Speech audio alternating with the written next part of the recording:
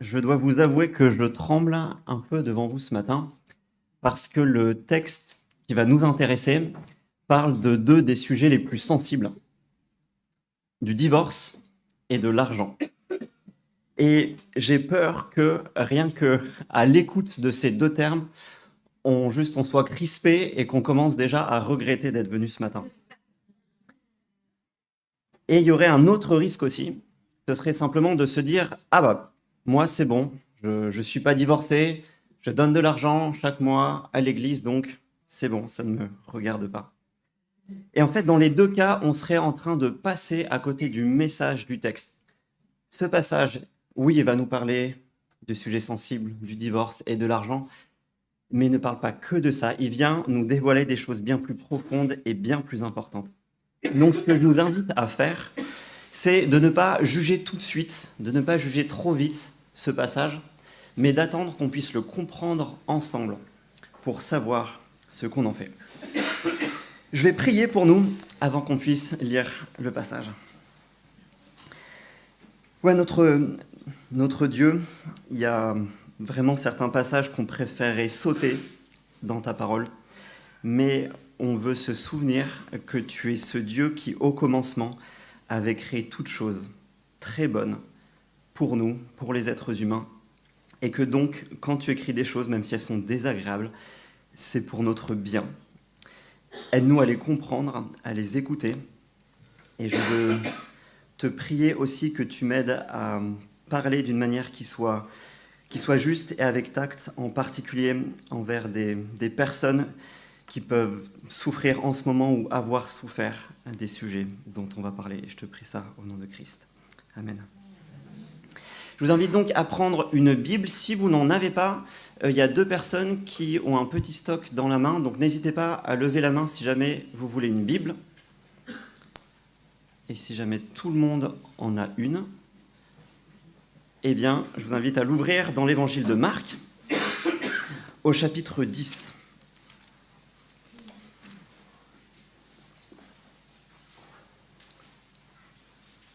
L'évangile de Marc, au chapitre 10.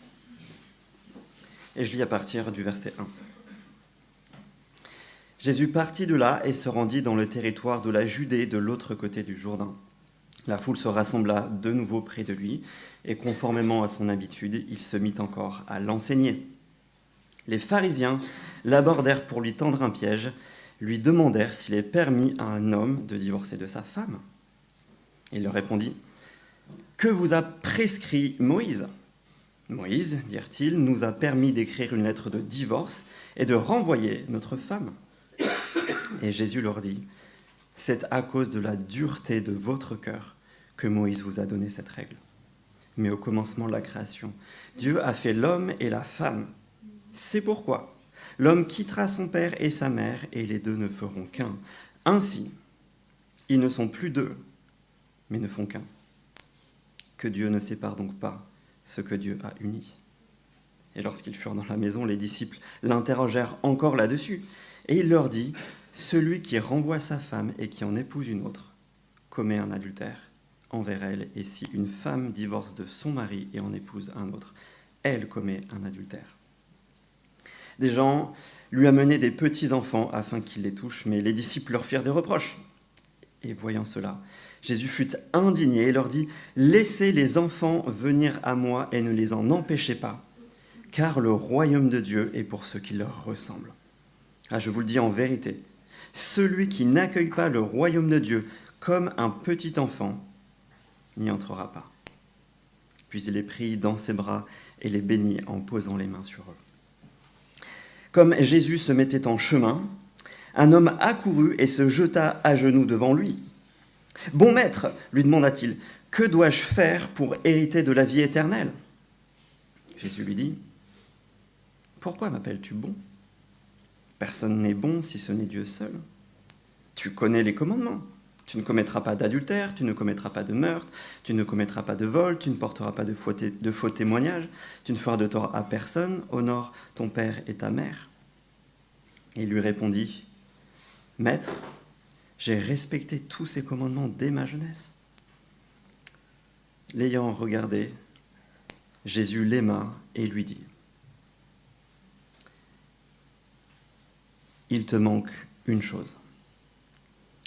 Va vendre tout ce que tu as, donne-le aux pauvres, et tu auras un trésor dans le ciel, puis viens et suis-moi. » Mais l'homme s'assombrit à cette parole et s'en alla tout triste, car il avait de grands biens. Et regardant autour de lui, Jésus dit à ses disciples qu'il est difficile à ceux qui ont des richesses d'entrer dans le royaume de Dieu. Les disciples furent effrayés de ce que Jésus parlait ainsi, mais il reprit « Mes enfants, qu'il est difficile d'entrer dans le royaume de Dieu. Il est plus facile à un chameau de passer par le trou d'une aiguille qu'à un riche d'entrer dans le royaume de Dieu. » Les disciples furent encore plus étonnés et se dirent les uns aux autres, « Qui peut donc être sauvé ?» Jésus les regarda et leur dit, « Aux hommes, cela est impossible, mais non à Dieu, car tout est possible à Dieu. » Alors Pierre lui dit, « Nous avons tout quitté et nous t'avons suivi. » Et Jésus répondit, « Je vous le dis en vérité, personne n'aura quitté à cause de moi et à cause de la bonne nouvelle sa maison ou ses frères, ses sœurs, sa mère, son père, ses enfants ou ses terres, sans recevoir au centuple, dans le temps présent, des maisons, des frères, des sœurs, des mères, des enfants, des terres, avec des persécutions et, dans le monde à venir, la vie éternelle. Bien des premiers seront les derniers, et bien des derniers seront les premiers. » Nous voyons dans ce passage 4 discussions que Jésus a avec différents interlocuteurs. Et dans le passage précédent qu'on avait vu la semaine dernière, Jésus avait commencé à parler des valeurs de son royaume, qui étaient inversées par rapport à nos valeurs, aux valeurs de ce monde. Et Jésus prolonge un petit peu ce thème de comment est-ce que fonctionne son royaume. Et au travers de ces discussions, on va apprendre comment accéder à ce royaume, comment accéder au royaume de Christ. Et le premier échange commence avec les religieux, les pharisiens, au verset 2, qui, nous dit l'auteur, lui tendent un piège en lui posant cette question. Est-ce qu'il est permis à un homme de divorcer de sa femme ? Sachant que, à l'époque, que ce soit chez les juifs ou chez les non-juifs, tout le monde était convaincu que la réponse était oui. La seule question, le débat portait sur à quelles conditions est-ce qu'il était permis de divorcer. Et c'est une question piège parce que c'est un peu le sujet chaud de l'époque. C'est comme si dans une interview auprès d'un personnage politique, vous lui demandiez qu'est-ce qu'il pense de l'immigration. Vous êtes sûr que quelle que soit sa réponse, ça va déplaire à des gens. Et on peut se souvenir aussi de quelques chapitres auparavant où Jean-Baptiste avait perdu sa tête pour avoir critiqué un personnage politique, Hérode, à ce sujet-là. Donc ils sont en train d'essayer de piéger Jésus, et Jésus leur demande, verset 3, qu'a commandé Dieu, qu'a prescrit Moïse.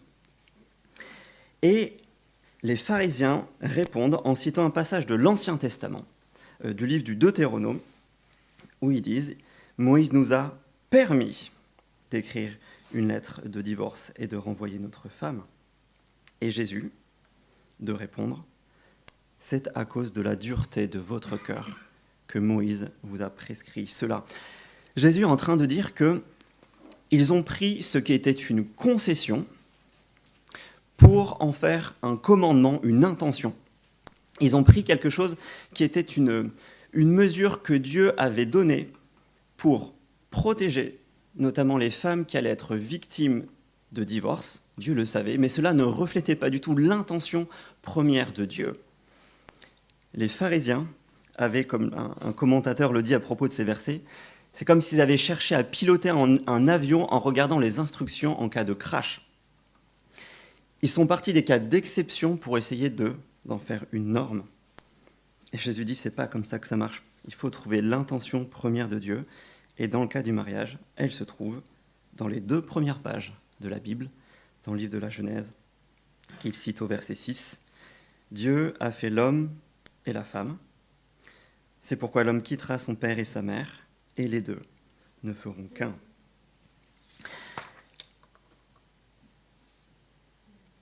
Soyons bien clairs, C'est choquant aujourd'hui, ça l'était déjà à l'époque, on peut le voir même dans la réaction des disciples, verset 10.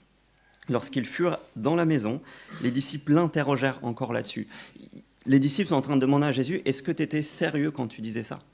Jésus est en train d'être encore plus radical que ce que les pharisiens ou que ce que les disciples pensaient. Et il leur répond, verset 11, pour souligner la gravité de la transgression du mariage, celui qui renvoie sa femme et qui en épouse une autre commet un adultère. Et contrairement aux pharisiens, il met les hommes et les femmes au même niveau devant leurs responsabilités, au verset 12, en disant que ça vaut aussi pour les femmes. La précision qu'il faut apporter ici est que Jésus n'est pas en train de traiter les cas d'exception. Ce que Jésus n'est pas en train de dire, c'est que, par exemple, une femme dont la sécurité, dont l'intégrité physique est en danger ou celle de ses enfants devrait rester avec son mari. Jésus n'est pas en train de dire ça, il ne parle pas de cas d'exception. Jésus est face à des personnes qui veulent pouvoir changer de femme et qui cherchent désespérément dans la Bible un passage qui justifie cela. C'est cela que Jésus est en train de contester. En fait, ce que Jésus est en train de dire, c'est que le moment où, après peut-être quelques années de mariage, ça devient difficile, peut-être ennuyeux, conflictuel, le moment où on a changé, l'autre a changé, et on se dit en fait, mais j'avais pas signé pour ça. Les moments peut-être où les épreuves sont passées et que ça rend la vie à deux pénible, qu'on s'en sent mieux au boulot qu'à la maison. Et que quand on prend un pas de recul, on se dit, mais attends, en fait, si on se sent moins bien ensemble, en fait, est-ce qu'il ne vaut pas mieux se séparer? C'est à ce cas-là que Jésus répond en disant, le mariage, ce n'est pas quelque chose qui tient juste quand ça va bien, quand ça nous apporte quelque chose. Le mariage, c'est un engagement, c'est une union qui ne se sépare pas. Et on comprend que ça s'applique en réalité plus largement que juste le cas du divorce d'un couple marié. Un collègue, il y a quelques années, m'a dit « Je ne me suis jamais marié, ça m'a épargné 3 divorces. » Et on comprend avec cette phrase que, en réalité, ce que Jésus est en train de définir ici, c'est que le seul cadre légitime pour une union, pour une vie conjugale, pour une vie sexuelle, c'est entre un homme et une femme mariés dans le sens de cet engagement qui ne se rompt pas. Voilà le message radical que Jésus est en train de donner. Et je suis conscient que ça peut être extrêmement dur à entendre en fonction de notre vécu, de notre situation passée et présente. Et si jamais ce matin tu te sens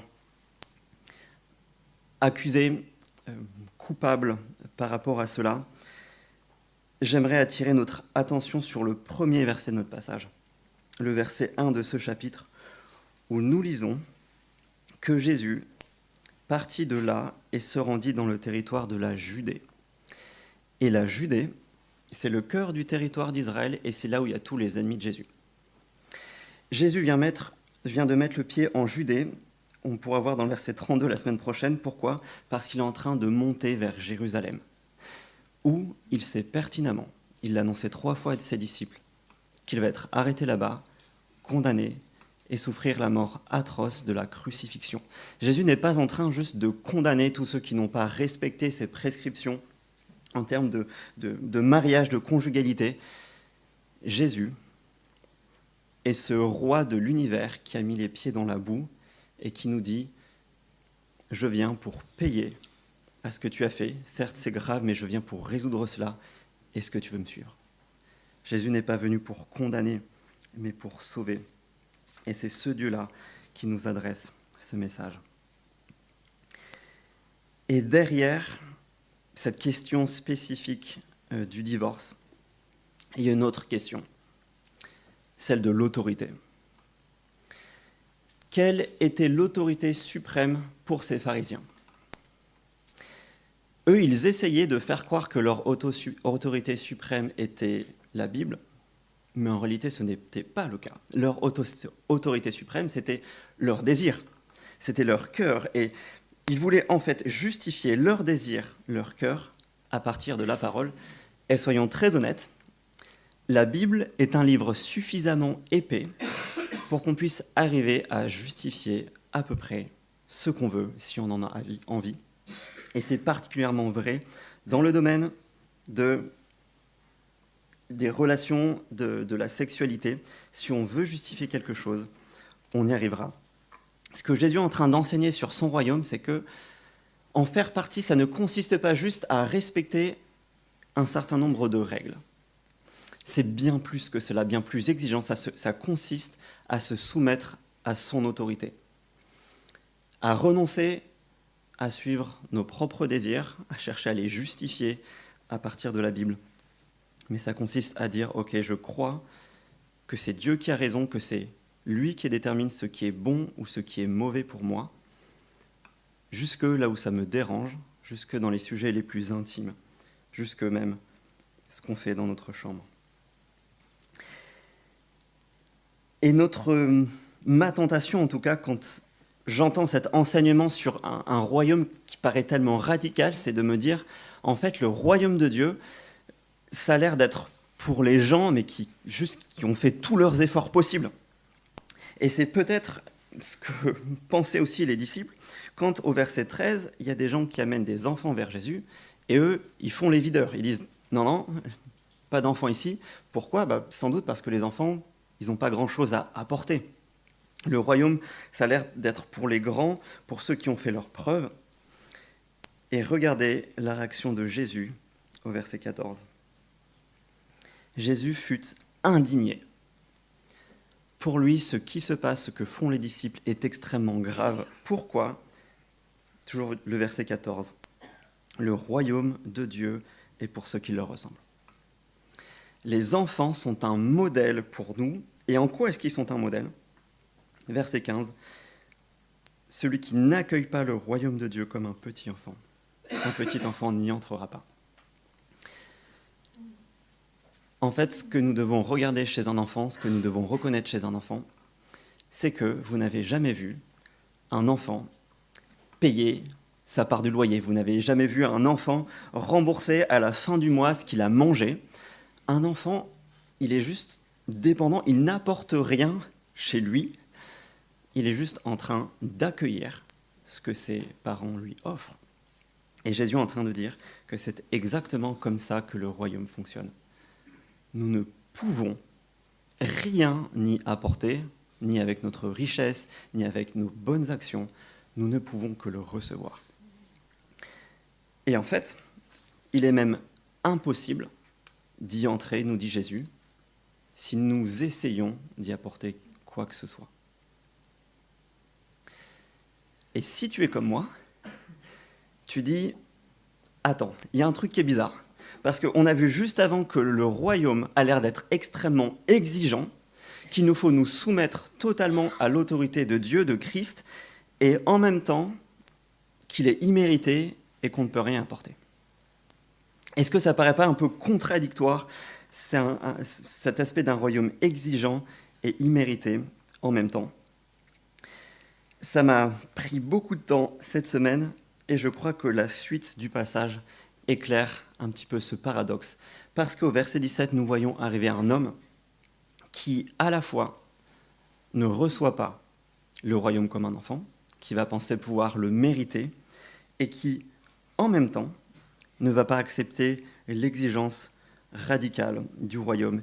Et on va voir comment est-ce que Dieu offre la réponse à cette sorte de paradoxe.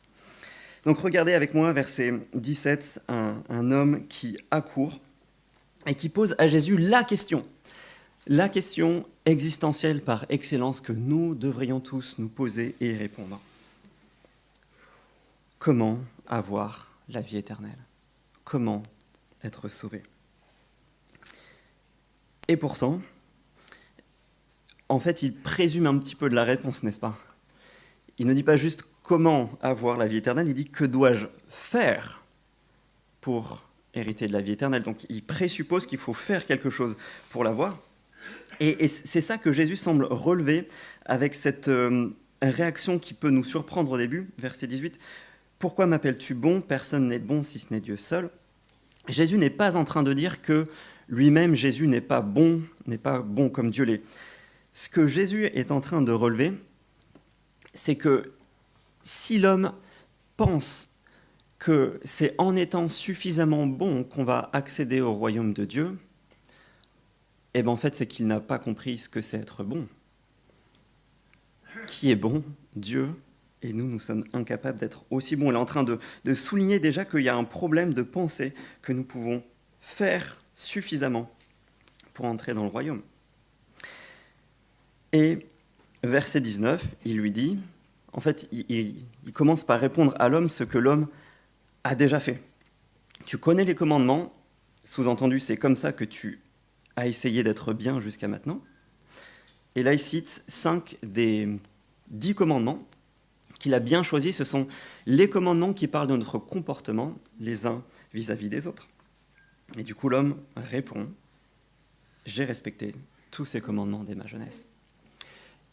Et je ne pense pas qu'il faille voir de l'hypocrisie chez cet homme, puisque Jésus entend ça, le regarde et il l'aime. Donc nous sommes vraiment en présence de quelqu'un qui a fait tous ses efforts pour respecter ses commandements dès sa jeunesse. On a quelqu'un qui est très bon, qui est très bien. Et ce qui est dramatique, c'est que, pourtant, il n'arrive pas à dormir la nuit. Si cet homme-là vient voir Jésus, c'est qu'en fait, il a cette question qui le travaille. Est-ce que c'est assez ? Et penser pouvoir mériter le royaume, c'est notre réflexe à tous, c'est la manière dont fonctionnent 100% des religions, des philosophies. Et ça paraît rassurant au début de se dire, j'ai ça à respecter, je fais ça, je fais pas ça et ça va être OK. Mais au bout d'un moment, on n'aura aucune assurance et on va se dire, est-ce que c'est assez ? Et ce qui veut dire que si tu n'es pas certain d'où tu vas si demain il t'arrive quelque chose, ou si ta certitude, elle dépend des jours, elle dépend de ce que tu as fait, de ton comportement pendant la journée ou pendant la semaine, ça veut dire qu'en fait, tu es peut-être en train d'être dans ce même mécanisme que ce jeune homme, de te dire, en fait, je peux mériter, faire des choses pour entrer dans le royaume. Penser mériter le royaume, ce sera toujours insatisfaisant, ça ne fonctionnera pas. Et le grand paradoxe de cela, c'est que cet homme pensait pouvoir atteindre un certain niveau de bonté, de justice pour entrer dans le royaume. Et verset 21, Jésus va pointer du doigt là où ça fait mal. Tu vas entrer dans le royaume, eh bien, va vendre tout ce que tu as, donne-le aux pauvres, tu auras un trésor dans le ciel, puis viens et suis-moi. Et l'homme s'assombrit et s'en va triste, parce que Jésus vient de montrer qu'en fait, l'homme ne respectait pas le premier des commandements qui dit que tu n'auras pas d'autre Dieu que moi.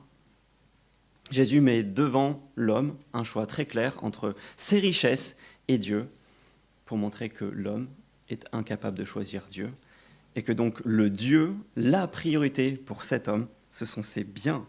Dieu est secondaire. Et ce qui est dramatique, c'est qu'il est possible d'avoir l'ensemble du comportement juif, chrétien, et de ne pas voir l'essentiel, la priorité.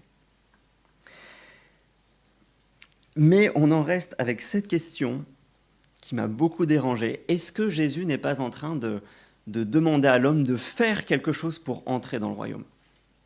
Jésus est en train de demander à l'homme de se repentir, d'abandonner son Dieu richesse pour suivre Dieu, mais est-ce que ça, c'est pas en quelque sorte un moyen de mériter le royaume ? J'ai fini par comprendre que non. L'homme n'est pas en train de ne pas mériter d'entrer dans le royaume. L'homme ne veut pas entrer dans le royaume. Et voici la meilleure illustration que j'ai trouvée. Imaginez Alain et Bertrand, qui sont 2 personnes alcooliques depuis des dizaines d'années. Leur vie est fracassée. Ils encourent notamment de graves problèmes de justice en raison d'accidents qu'ils ont causés sous l'emprise de l'alcool. Jusqu'au jour où Alain et Bertrand apprennent qui a un nouveau centre de soins qui vient d'ouvrir pour alcooliques et qui, en plus, offre une aide judiciaire pour échapper à toute conséquence. Et cerise pour le gâteau, c'est gratuit. Ils n'ont pas à débourser 1 centime pour y aller. Les 2 hommes, ils courent se présenter à l'entrée de ce centre et on leur présente simplement un papier à signer. Sur ce papier, il est écrit « Je m'engage, en entrant dans ce centre, à en respecter les règles, à me soumettre au personnel soignant, et je m'engage en particulier à l'entrée à remettre toutes les bouteilles que j'ai accumulées au fil des années. » Alain lit ce formulaire et il signe immédiatement. Il dit « évidemment que je veux ça, je suis prêt à faire n'importe quoi pour être débarrassé de ce problème que je me traîne depuis des années. » Il signe et on le fait entrer. Et vient le tour de Bertrand, qui lit le formulaire, fronce les sourcils et dit « Je suis désolé, je pense qu'on ne s'est pas bien compris, moi je ne peux pas signer ça, moi je veux juste vous signer un chèque pour avoir accès à vos avocats, éviter d'avoir des problèmes de justice, mais je veux pouvoir continuer à avoir mes bouteilles, je veux pouvoir continuer à agir comme je le veux. » Évidemment, on lui répond « On est désolé monsieur, on ne pourra rien faire pour vous » et on le reconduit vers la sortie. Est-ce que Alain a mérité son entrée? Absolument pas, il n'a pas déboursé 1 centime pour y entrer. La seule différence entre les deux, c'est que Alain avait conscience de son problème. Il ne voulait pas juste être délivré des conséquences de son problème, il veut être délivré de son problème, contrairement à Bertrand, qui voulait continuer à vouloir vivre comme il le voulait. Il ne voulait juste pas des conséquences. Et en tant que chrétien protestant évangélique, l'un des dangers, je le crois, est de réduire le message de l'évangile, de la bonne nouvelle, à « Jésus est venu pour nous pardonner de nos péchés, nous ne serons pas condamnés. » Point. Là où ce que Jésus est en train de dire, c'est que la bonne nouvelle est plus grande, plus large et plus profonde que ça. La bonne nouvelle, c'est que Christ est venu, oui, pour nous pardonner nos péchés, mais pour nous en délivrer. Nous ne pouvons pas vouloir être délivrés des conséquences de notre péché sans vouloir être délivrés de notre péché lui-même. C'est ce qu'on appelle la repentance. Le fait de vouloir se détourner de notre mode de vie pour nous soumettre au mode de vie de Dieu. Et le théologien Bonhoeffer a résumé ça avec 2 concepts. Il parlait de la fausse grâce, la grâce à bon marché, qui pour lui est l'ennemi mortel de l'Église. Selon cette conception, puisque la grâce fait tout toute seule, tout peut rester comme avant. La grâce à bon marché, c'est la justification du péché, mais non la justification du pécheur repentant qui abandonne son péché et qui s'en détourne. La grâce à bon marché, c'est la prédication du pardon sans la repentance. Par contre, la grâce qui coûte, celle qui nous est expliquée dans ce passage, cette grâce, elle coûte parce qu'elle coûte à l'être humain le prix de sa vie. Mais elle est grâce parce que, alors seulement, elle offre la vie à l'homme. Elle coûte parce qu'elle condamne le péché. Elle est grâce parce qu'elle justifie le pécheur. En fait, la repentance, la soumission à Christ, ça n'est pas un moyen d'être sauvé, c'est le fait d'être sauvé, c'est le salut, c'est la grâce. Et donc la question, c'est à quelle grâce croyons-nous? Et ce n'est pas un hasard si Jésus, dans ce passage, pointe du doigt l'argent. Parce que l'argent, c'est peut-être le plus grand révélateur de quel est notre Dieu, de quelle est notre priorité. Et donc si demain, quelqu'un volait ton téléphone ou ton ordinateur et du coup avait accès à tous tes comptes en banque, tous tes comptes d'épargne, et qu'il épluchait tout ça soigneusement, est-ce qu'il pourrait dire quelle est ta priorité? Qu'est-ce qui est le plus précieux pour toi? Est-ce qu'il y a quelque chose, quelqu'un, un projet peut-être, que tu ne supporterais pas d'abandonner si Dieu te le demandait? Voilà la question que nous devons nous poser au-delà de notre simple conduite. Quelle est notre priorité? Et Jésus enfonce le clou parce qu'on pourrait tenter de se rassurer en se disant, bon, c'était cet homme-là en particulier qui n'a pas voulu suivre Jésus. Mais regardez, Jésus dit, en fait, c'est pas du tout spécifique à cet homme, verset 23, qu'il est difficile à ceux qui ont des richesses d'entrer dans le royaume de Dieu. Il continue, verset 24, qu'il est difficile d'entrer dans le royaume de Dieu. Il est plus facile à un chameau de passer par le trou d'une aiguille qu'à un riche d'entrer dans le royaume de Dieu. Et si on voudrait encore se rassurer en disant « Ok, mais du coup, c'est un problème de riche, et moi, ça va, je ne suis pas riche, j'ai donc un peu plus de chance. » Regardons la réaction des disciples. Verset 24. Les disciples furent effrayés de ce que Jésus parlait ainsi. Et verset 26, ils furent encore plus étonnés. Pourquoi ? Parce que les disciples ont compris que Jésus n'était pas en train de dire « c'est difficile pour les riches et c'est un peu plus facile pour les autres ». Les disciples ont compris qu'en fait, Jésus, il y avait l'une des personnes les plus justes en Israël qui venait de se présenter devant Jésus, une personne qui en plus semblait être validée, approuvée par Dieu de par ses richesses et son statut, et que cette personne-là, qui semblait être celle qui a le plus de chances d'être dans le royaume, elle vient d'être recalée. Et donc en fait, si lui n'y est pas rentré, alors, la question qui se pose, verset 26, qui peut donc être sauvé ? Et pour une fois, les disciples ont très bien compris. Et Jésus leur dit, verset 27, aux hommes, cela est impossible. Et ce qui est impossible, ce n'est pas simplement de mériter le royaume. Ce qui est impossible ici, c'est la repentance. Ce qui est impossible ici, c'est le fait de vouloir arrêter de se conduire comme nous on veut pour se soumettre à Dieu.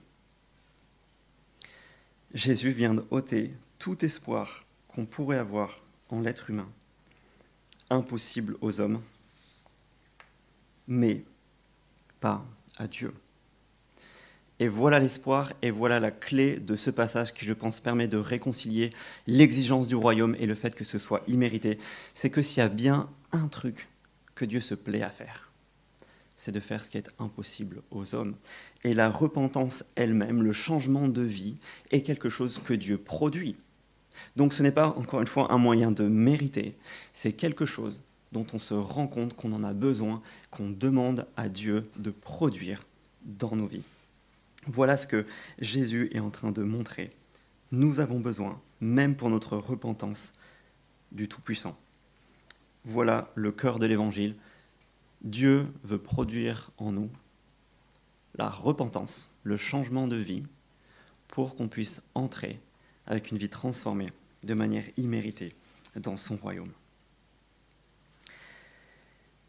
Et enfin, au verset 28, Pierre arrive, sans doute au nom de tous les disciples, et dit à Jésus, « Nous avons tout quitté et nous t'avons suivi. » C'est une affirmation, mais il y a comme une question derrière. Et si ça fait quelques années maintenant que tu suis Christ, que tu es un disciple, si ça fait même quelques années notamment que ça t'a coûté de suivre Christ, si tu as renoncé à toi-même, je pense que tu comprends assez facilement la question qu'il y a derrière cette remarque.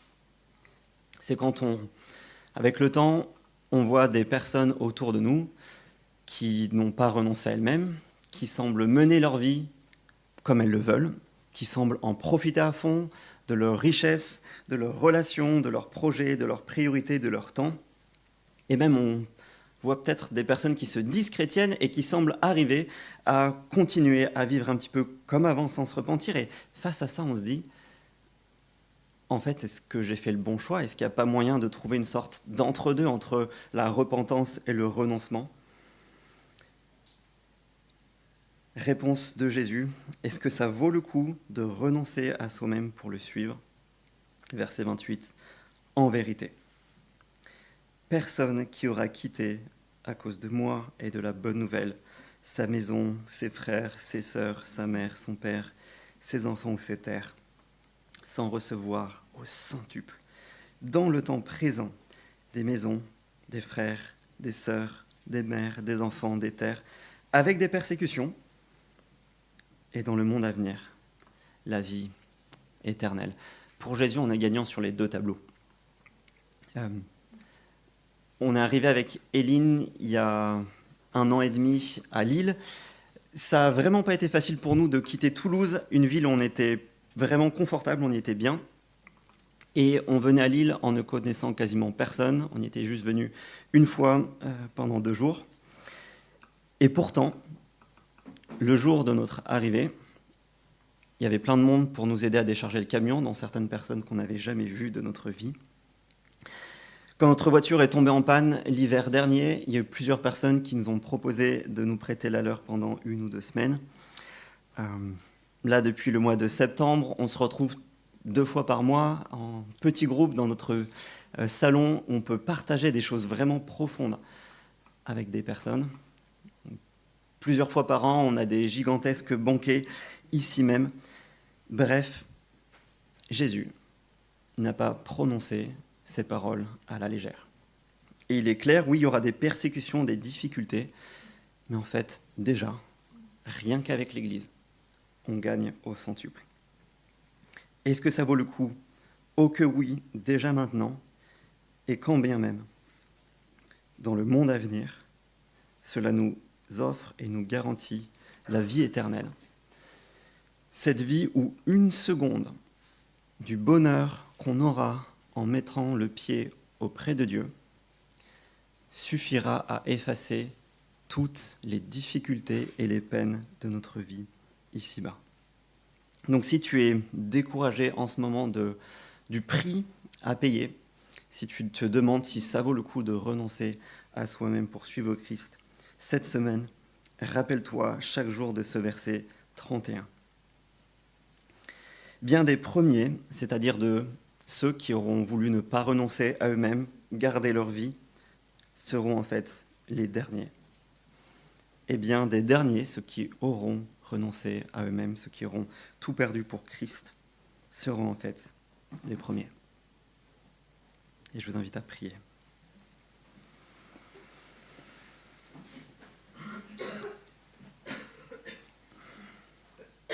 Éternel, on te remercie pour ta parole qui est si vraie, même si ce ne sont pas parfois les paroles qu'on aimerait entendre ou qu'on aurait écrites nous.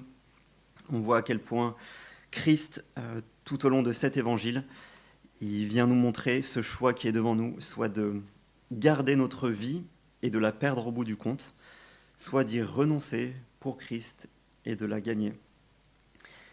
Et on reconnaît dans ce texte que nous sommes incapables de faire ce bon choix. Et nous voulons te demander, toi qui es le Dieu tout-puissant, le Dieu qui a tout créé, que tu viennes faire cette œuvre-là en nous. Aide-nous à renoncer à nos vies, à notre autonomie, à nos désirs, et permets que nous soyons de ceux qui auront renoncé à tout et qui trouveront tout. Permet d'être de ceux qui révèlent à quel point c'est précieux de suivre Christ, plus précieux que toutes les richesses, toutes les relations que ce monde pourrait nous offrir. Et je te prie ça dans le nom de ton Fils. Amen.